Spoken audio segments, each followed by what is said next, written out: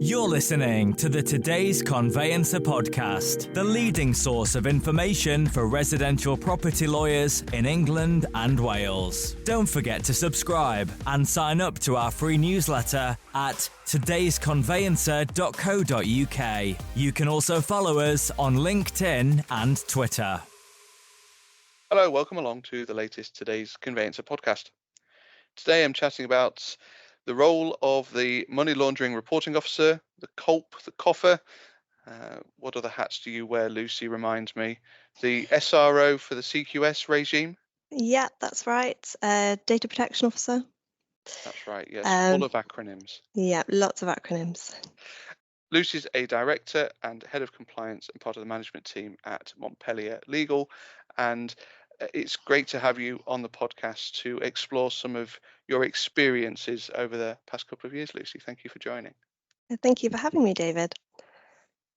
So I've done a very short introduction. As I say, you have an awful lot of hats that you wear. But in the first instance, tell us a little bit about yourself, your background.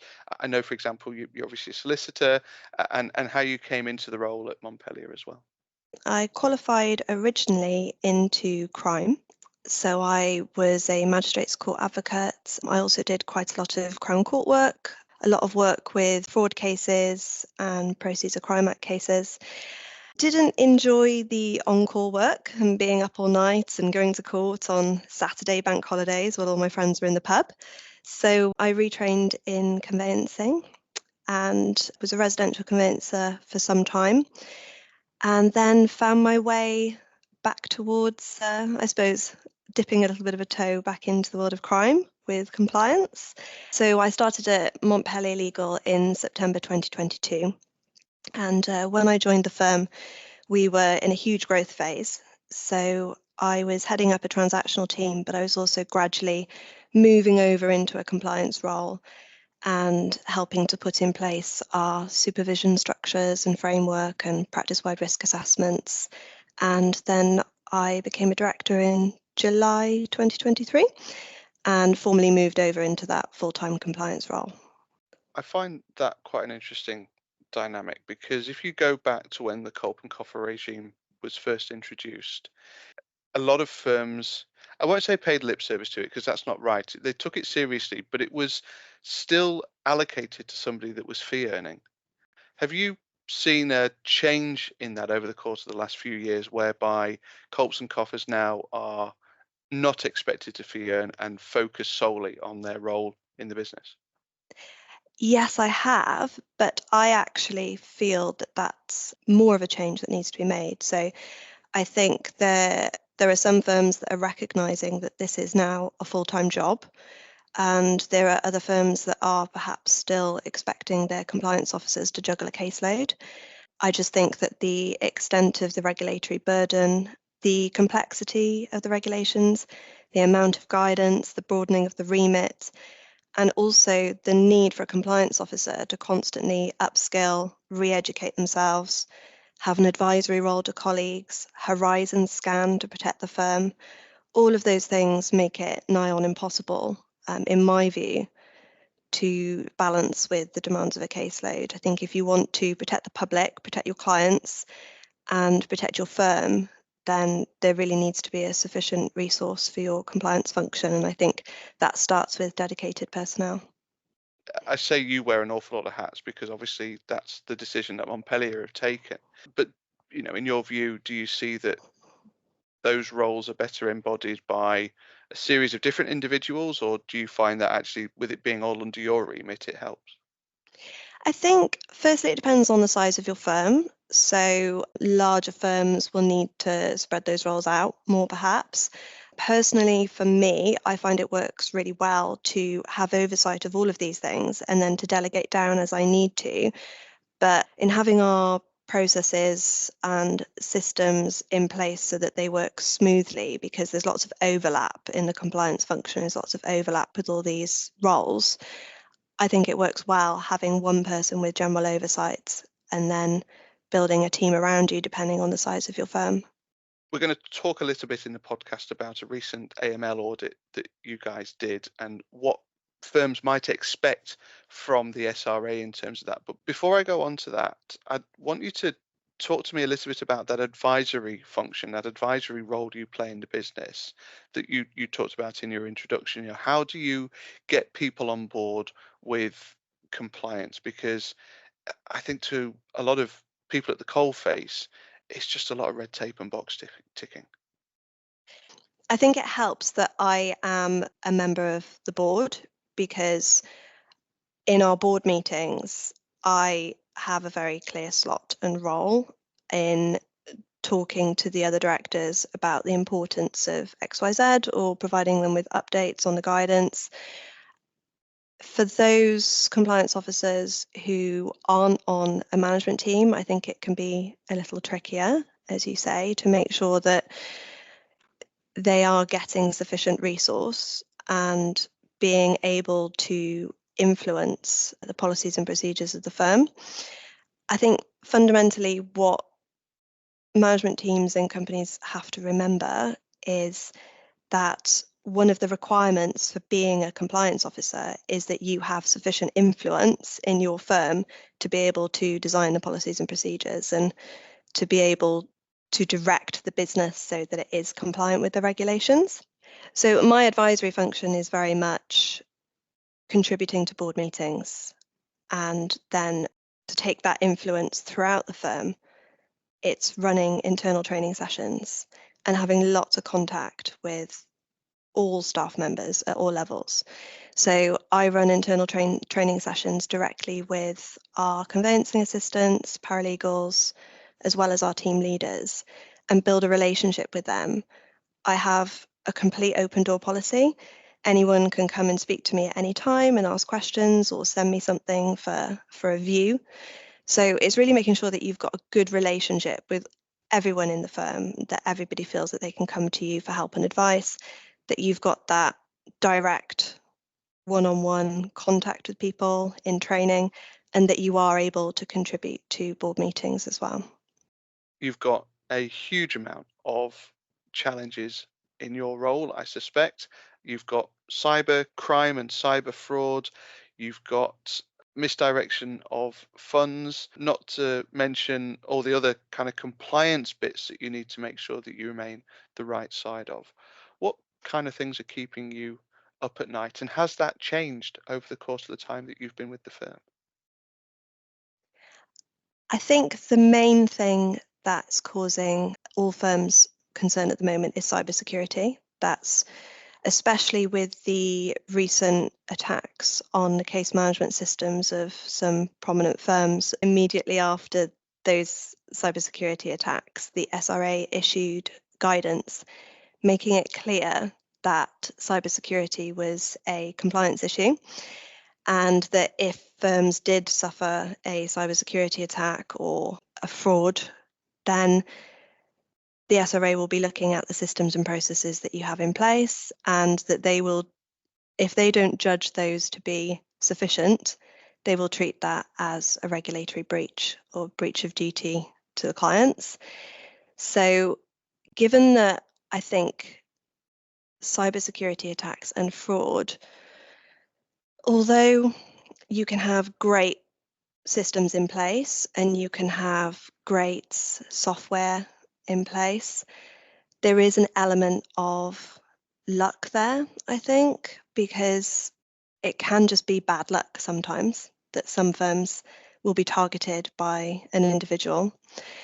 So it's difficult because you can be doing your absolute best, but you can still never completely eradicate that risk, especially because the fraudsters are becoming more intelligent all the time. We get regular phishing attacks, and you can see the evolution of the phishing attacks. You can see how they become more sophisticated even just over the last 6 months. So I think that's a real concern for lawyers at the moment, particularly residential conveyancers, because we know that we've got a huge target on our backs.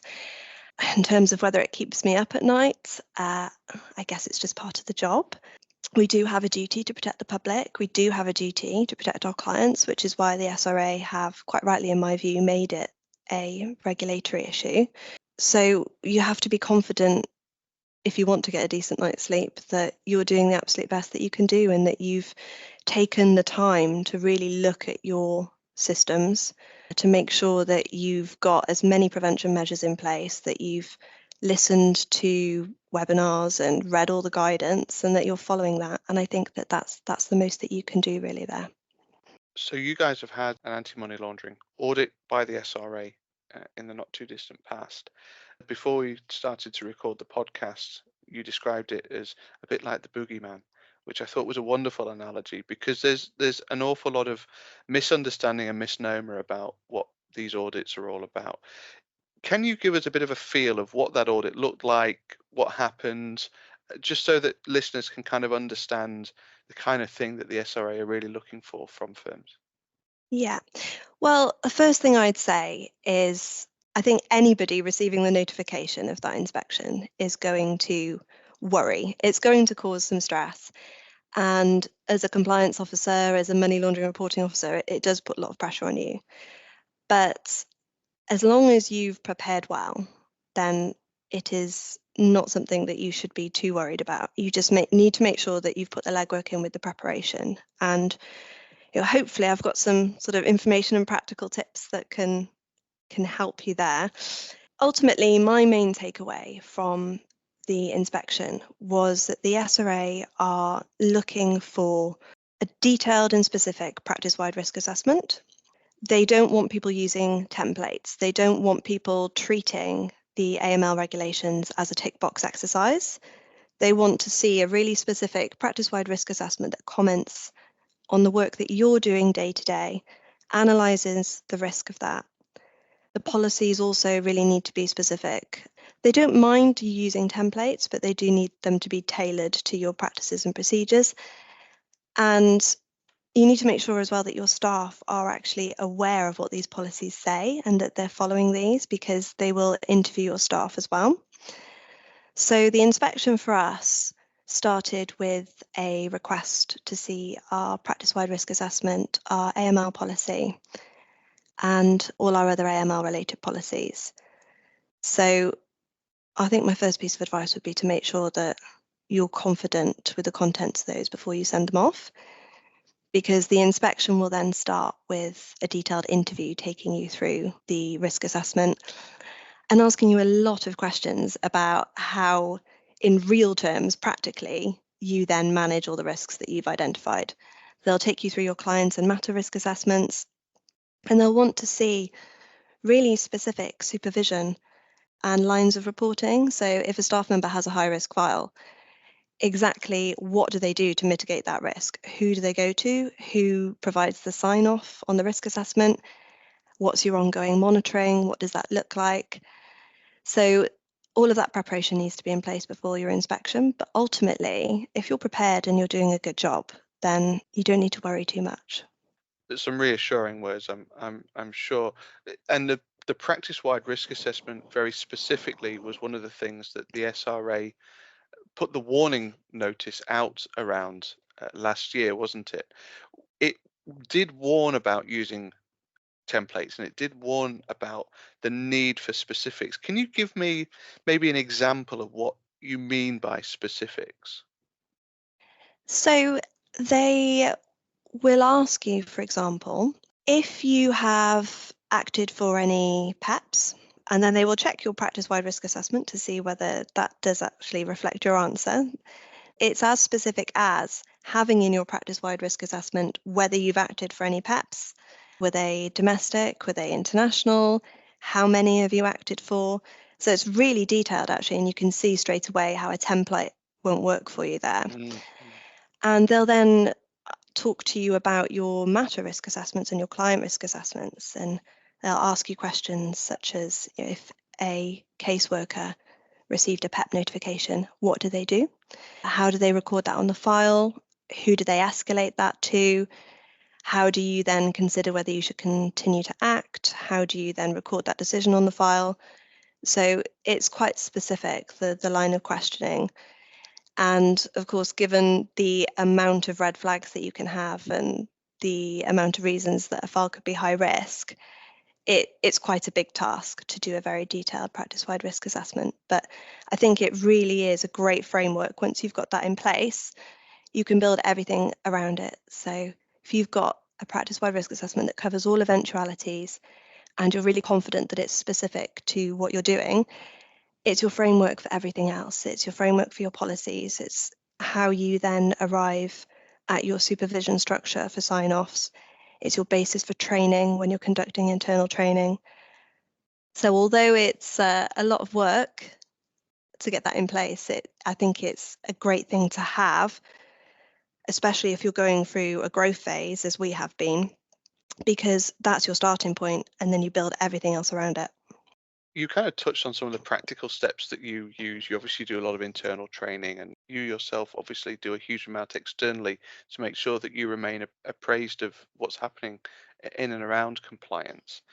Can you talk me through some of those practical steps about how you keep staff on the straight and narrow? What process have you got in place? Do you, for example, use technology to support you with this? For me, training and supervision are absolutely key in making sure that your staff are following the policies and procedures.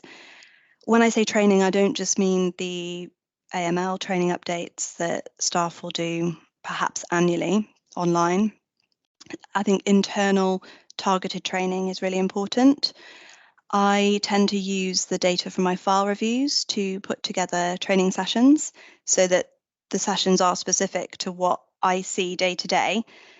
People are perhaps not doing enough of on files. And I think training is key in making sure that staff understand why they're doing what they're doing. So if you want people to follow a procedure, quite often the best way to do that is to explain why they need to follow that procedure. And then far more likely to then do that and also be empowered to take responsibility for the checks that we're doing, to instill in them a sense of pride that we are a law firm that protects the public. And there's a reason that these regulations are in place. You know, the AML regulations are protecting people, trying to protect people from prostitution, trafficking, drug addiction. So there's a really key public protection point here. And I think that fundamentally you need to bring everybody back to remembering why the regulations are in place, how important they are, as well as wanting them to have a sense of responsibility to protect the company from any regulatory sanctions. So we hope that with lots of training and a good understanding that our staff then are empowered to give proper thought to what they do and not treating the AML checks as a tick box exercise. Thinking about risk in a holistic way and on a case-by-case basis, and not just death by bank statements. So if you're completing source of funds checks, for example, and whoever opens your files, your case assistants or your paralegals, are just obtaining loads of bank statements, but they're not actually thinking about where is this money coming from? How is the wealth being amassed? What evidence do we have to support this? Do we have a client narrative?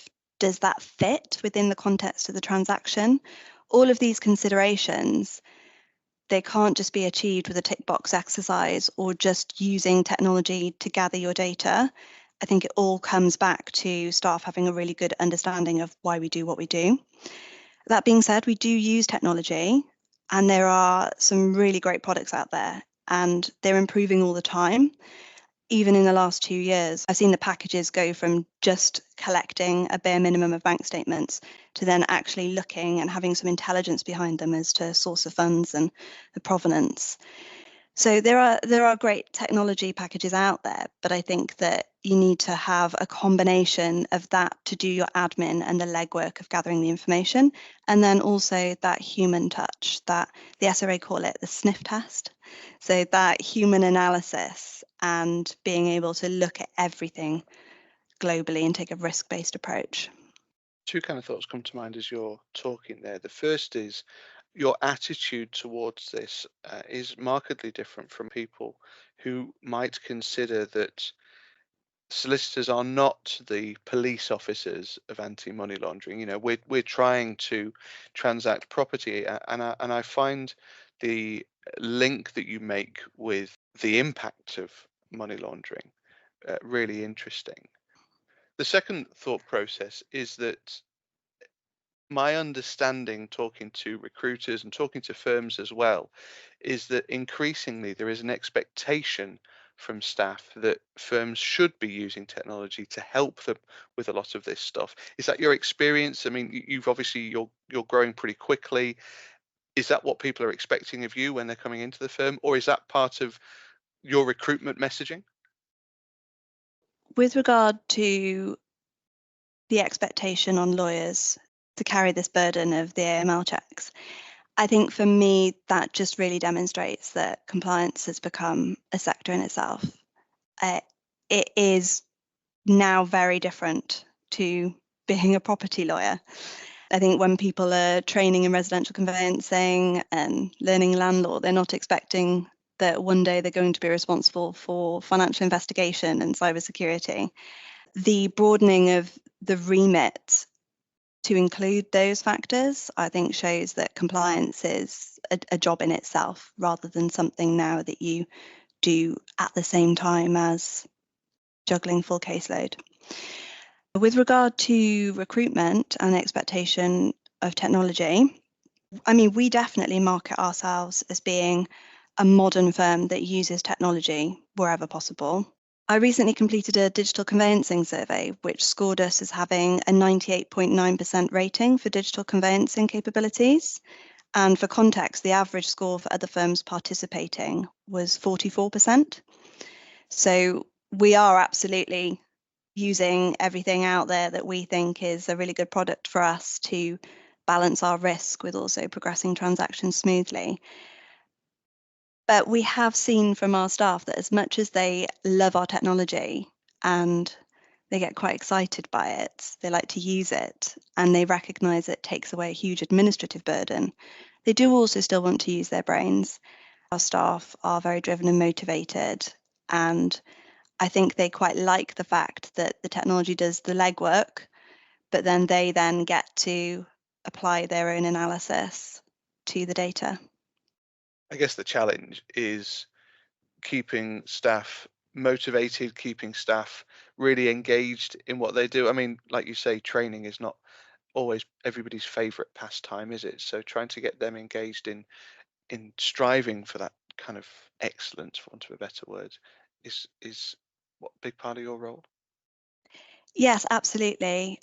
We have a huge focus on development of our staff. As I've mentioned, we've got our quarterly training programs and regular internal sessions. And we want staff to have motivation to upskill themselves and take ownership of their own competency, and naturally want to strive for excellence, for their own sense of achievement.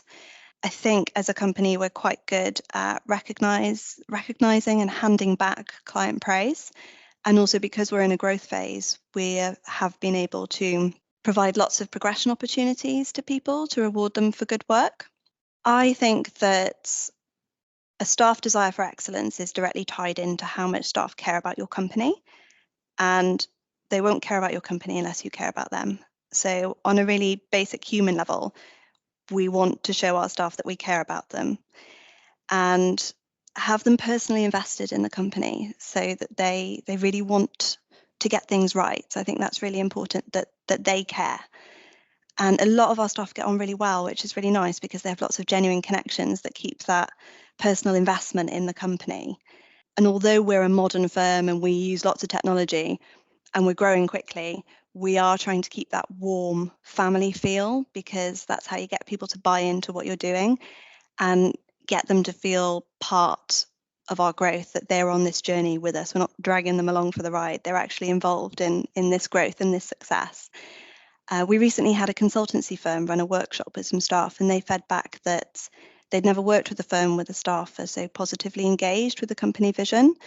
So that's been really great to hear. And I think it does help keep people sort of on the straight and narrow with complying with our policies and procedures. The challenge for us now is just maintaining that as we move forward. And just as a final thought, and we're fast running out of time on the discussion, Lucy, but what kind of conversations are you having with your PI insurer around what you're doing and your role and the investment that you're making in your staff? Because I assume you'd hope that they would see that would mitigate the risk for the firm and therefore potentially reduce your premium. Unlikely. Well, they want to know a lot of information, probably nearly as much as the SRA when they come and do an inspection, but to be honest, quite rightly so. And we want to give them as much information as we can, because I think if you feel that you're getting it right and you're putting a lot of time and effort and resource into putting all these protections in place and making sure that you're complying with all the guidance and regulations, completing your application to the insurer is almost your chance to try and show that off and get some reward back, try and earn some reward back. So I think as a compliance officer, you do have a part to play there in being able to demonstrate, hopefully, to the insurer that you're doing absolutely everything that you can do so that they do have some confidence and hopefully offer a lower premium. I mean, we know from the SRA feedback that there are, I think it's 70% plus firms out there that they deem to be non-compliant or... Yeah, that's right, yeah. Yeah, so when you think about that, you can understand why the premiums are so high. So I think for those firms that are getting it right, then we do actually want to work with the insurers to provide all that information. On the flip side of that, if you don't quite have your processes nailed, then collaborating with your insurer is a really good way of addressing that, to an extent, of course. But I mean, just in terms of looking through their requirements, and just the form itself provides quite a lot of guidance as to what the insurer expects from firms these days. And I think if you're looking through that form and you're not able to provide responses to all of the questions or fill in all the boxes, it's actually really good signposting that you need to have a little rethink and to put some of these policies and procedures in place. And if they're asking if you've got a separate sanctions policy and you don't, I think rather than just saying you don't, that's your prompt then to think, oh, we need to sort this out. So I think there's an element of collaboration there that can be mutually beneficial. We should say right at the end of the discussion that you passed your AML audit as well with flying colours. We did, yes. So, and that's actually been really nice for me as a compliance officer, because I think one of the hardest things about this job is you can feel that you're doing everything that it's possible to do, but ultimately that question mark remains, am I getting it right? And without somebody coming in and marking your work, it's quite difficult to know whether you're getting it right. So it's quite nice for somebody to come in and mark your work and tell you that you are. I think if you aren't, dare I say, lucky enough to have an inspection, perhaps the only way of judging that is just by listening to the Law Society and SRA webinars, because quite often I think you can pick up from the Q&A sessions and the themes that the speakers are discussing. From those, you can normally tell whether you're on the right lines, I think. Everything that they're saying should be resonating with you, and you should be thinking, yep, we're doing that, we're doing that. So in the absence of an inspection, that's probably a good measure for you. We've reached the end of the time that we've got for the podcast, and it's been really interesting to kind of hear about your own experiences, and I think you have quite a refreshing take on being a COLP. Perhaps you haven't been worn down by it yet, as some of the others have been, but it's been fantastic to have you on the podcast. Lucy, thanks so much indeed for joining. Thank you so much. The Today's Conveyancer podcast is available on your preferred podcast provider. It's also available on today'sconveyancer.co.uk. My thanks to Lucy. Thank you as ever for listening, and we'll see you again soon. You're listening to the Today's Conveyancer podcast, the leading source of information for residential property lawyers in England and Wales. Don't forget to subscribe and sign up to our free newsletter at today'sconveyancer.co.uk. You can also follow us on LinkedIn and Twitter.